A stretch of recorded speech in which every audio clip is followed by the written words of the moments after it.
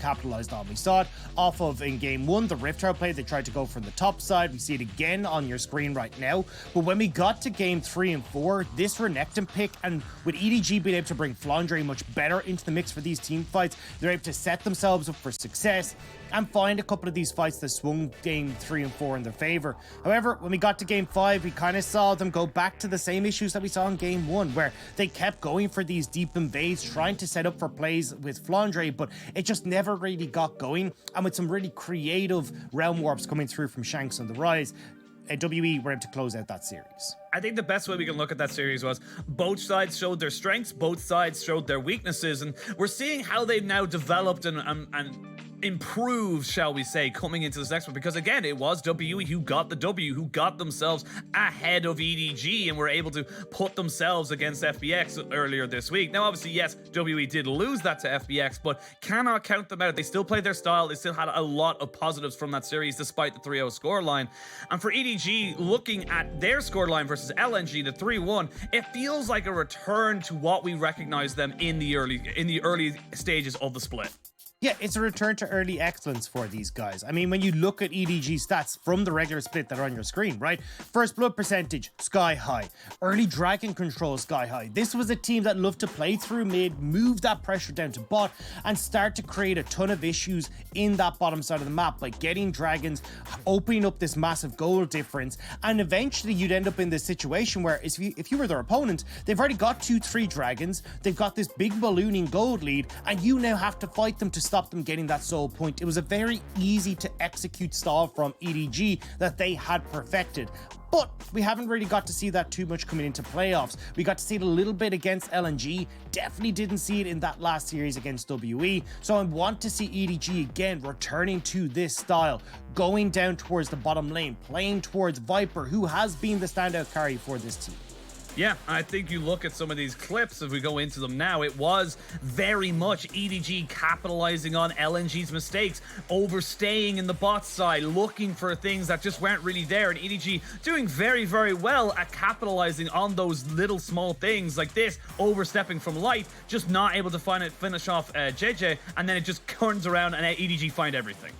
Exactly. I mean, EDG did a really good job of responding to what LNG were doing and then eventually setting up their own plays. And again, you'll notice that a lot of these plays are happening around the bottom side. This is what we're talking about, this return to form for EDG, making these plays happen around the bottom end of the map. And that's exactly what I want to see them here again against WE, moving to that bottom side, looking for these dives and setting themselves up for that early game success. And for WE, it's been a miracle run, but it's been a fantastic, success story for them all in all. They've come into this playoffs looking far hotter than we expected them to, specifically looking at those solo lanes. Breeze and particularly Shanks really have leveled up. Yeah, they've been incredible. And especially when we look towards the early skirmishes and team fights, it's been Breathe and Shanks that have been securing these victories for WE. We're seeing outstanding performances when it comes to the lanes. You can see like their goal difference of 15 for Breathe sky high, the solo kills that we're getting for both these guys. They're first and second in their respective spots as well. Like they are in playoffs, but we're taking over from the solo lanes for WE. And it makes such a big difference when we're getting like early skirmishes towards Rift Tower, because they don't tend to move Elk up. So they heavily rely on Breathe and Shanks to provide that damage in the early skirmishes and get those leads that WE will snowball off of. Yeah, and I think if you look through some of the clips as well that we have set up for you, it's that it is those solo kills. It is finding those advantages yourself that has been the bread and butter for WE to get into this. And this is the success they've had, and it's honestly what made them come out with the W against EDG earlier on in the playoffs. It's what got them that 3-2 scoreline the first time round, because they were able to put pressure on the likes of Scout and Flandre. Yeah, and you're going to see here in your screen Shanks popping off the LeBlanc here. Like, these are the team fighting moments that WE have been able to thrive off of, especially like Shanks looking towards the Rise, the LeBlanc, the Syndra. These have been his 3 standout picks. Whereas we look across at Breathe, Breathe has played 18 unique champions this split. He's very good at getting the counter pick and performing on these champions. Like you can see, flashing in against FPX. This was a 6,000 gold lead for FPX that WE were still able to take the team fight win off of some creative plays from Breathe and setting up Elk to just free fire from the backline.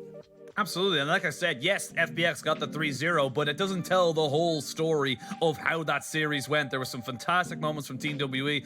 They just got out-muscled, really, outclassed, really, by an FBX who are looking absolutely unstoppable. We'll see if they are later on. Of course, that's next week. We still got one more series to go before we get to that, but for EDG versus WE, this is a huge moment for you right now. For EDG, a win here gets you to Worlds. It stamps your ticket. You're done. You don't have to wait for anything else. And not only that, it gets you that one step closer to getting yourself an LPL title once again. Yeah, and I think especially for EDG, this is an organization that's 5 domestic championships. You've got a 2015 MSI championship as well. This is an organization that, I mean, a lot of people globally respect for everything that they've offered in both the LPL and on that international stage. So to get them back to that international stage would be absolutely amazing. I know a lot of people as well hoping to see Viper return to that international stage. So I think there's a lot of weight going on towards EDG, whereas when we look across at WE, although this is an old organization, it's a lot of new faces. The oldest player on this team is 20. This is an insanely young roster. Chickens, Dagda. Exactly. Spring yeah. chickens. I mean, look, they make me feel older, right? That's all I'm saying. But you're telling me. Yeah. But this is also the furthest that these guys have ever, these players have ever gotten in a playoff scenario. So I'm looking forward to seeing if they can still thrive in the same way that they have been, using their really strong team fighting,